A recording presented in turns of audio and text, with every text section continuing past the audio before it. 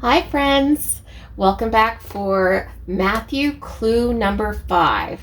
And today we're going to get to do more than just cutting. So I'm excited about that. And as a reminder, after you do your reading, go ahead and check out my insights and then go ahead and write what your insights are down below in the comments. And for today's insight, I do have a link. You'll probably have to copy it and paste it into your browser. But I have a link to a really great song that I think goes very well with today's reading. Okay. Oh, and also, speaking of songs, don't forget about the playlist that my son has put together. A different playlist for each different clue. So hopefully you'll find something good to listen to while you work. Alrighty. Are we ready to get started? We are going to need our LG1 pieces and our LMG1 pieces. Light green, light medium green. And the very first thing that we're going to do is we are going to draw a diagonal line on the backs of these. Now, technically, since I'm doing a batik, a batik, I don't really have a backside to mine, but we're going to just pretend that I do. And then you can work on drawing the lines on the backside of your light one. So what I find, just a little tip, is that when I go to draw on the diagonals, I line up the ruler almost to the corner. I mean, just like about a hair off, because when I go to put the pencil down with the plastic casings and the lead and everything, it tends to go a little bit to the right. So this way it makes it a little bit more likely to go to be closer to the middle, is what I'm trying to say. Now, another tip is when I'm drawing, I do it very lightly, sometimes multiple passes, and if I feel like the thread is going to give at all, I will kind of start in the middle and then go out to the center. That way I don't feel like it's getting crumpled as I'm trying to pull it through. So, look at that. I didn't even have lead. Oh my goodness. Is it going to be one of those days? It might be, guys. Pray for me. It's been kind of crazy today. And as you can see, I am not at my normal sewing desk. We are taking a little vacation, and I am doing my work in a motel room. So I'm kind of out of sorts, just getting stuff properly set up. Let's see. Do we think that I actually got the marking on this one? Maybe not. Yay! Look, it's there. Oh, look, and it's right at the corners. Okay. We're back on track. So, go ahead and get your lines marked up, and we can sew these together if you want.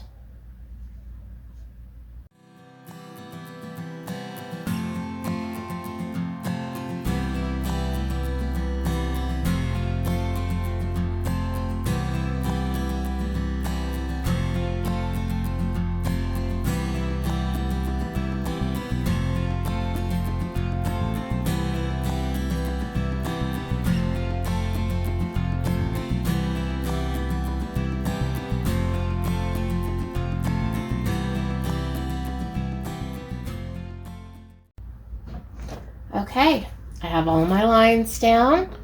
I'm guessing you have all of your lines down. And the next thing we're going to do is take our light medium green, and we are going to put these right sides together with the other ones. And I mean, some people, they don't want to pin. You guys know that I'm a big one on the pinning. So I'm going to line up this corner really well, put a pin in that one, and then I'm going to come over here I'm going to line up this corner really well.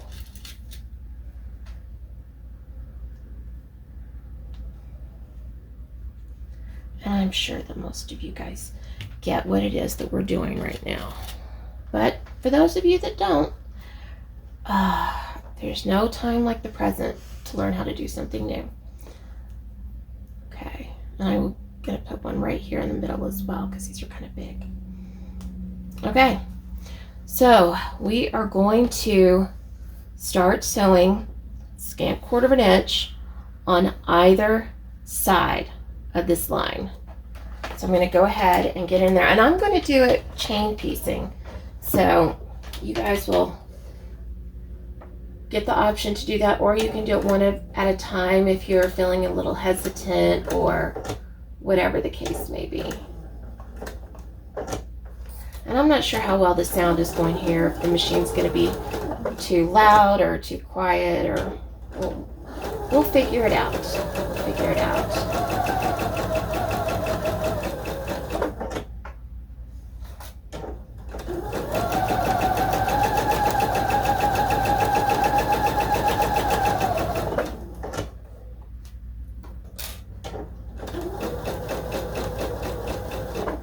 Okay, now I'm going to take the time to pin these and feed these through the machine.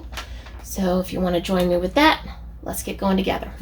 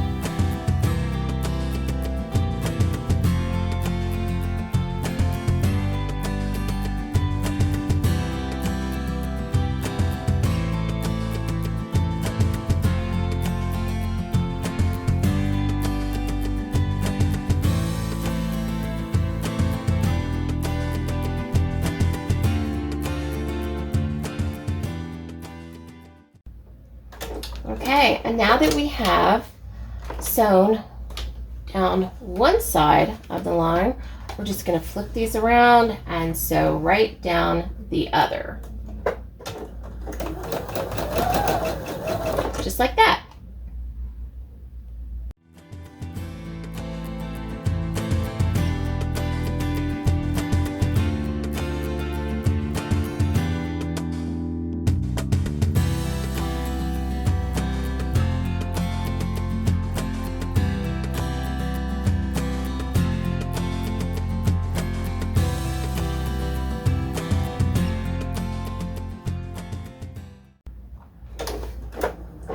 Okay, that was quick and easy. Now, let's cut these apart. Aren't you always amazed when you have multiple things that are magnetic and then they just start sticking together? Okay. I have a remote control for an air conditioner that is constantly sticking to my sewing fabrics. I don't know why there's a magnet in the remote control, but there is. Alrighty. Now, the next thing that we're going to do with these is we are going to starch it and press it while it is just like this. And I hope that you got some starch. If not, just be extra careful. But the starch really, really helps. Okay, I'm going to starch these and I will be right back. Okay, the pieces are all nice and starched. And next we're going to cut on the diagonal lines.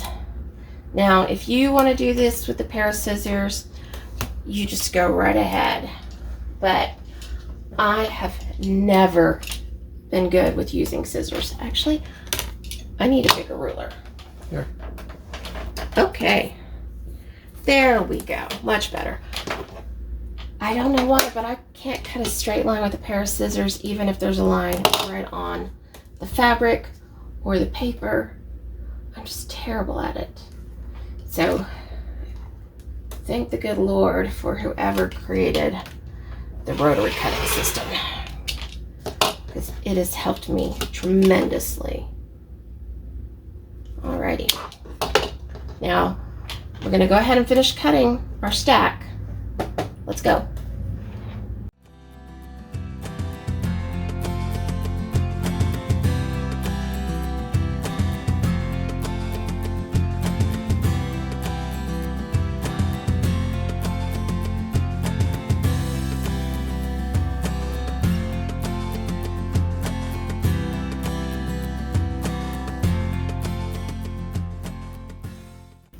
Now this next part will vary depending on what tool that you're planning on using.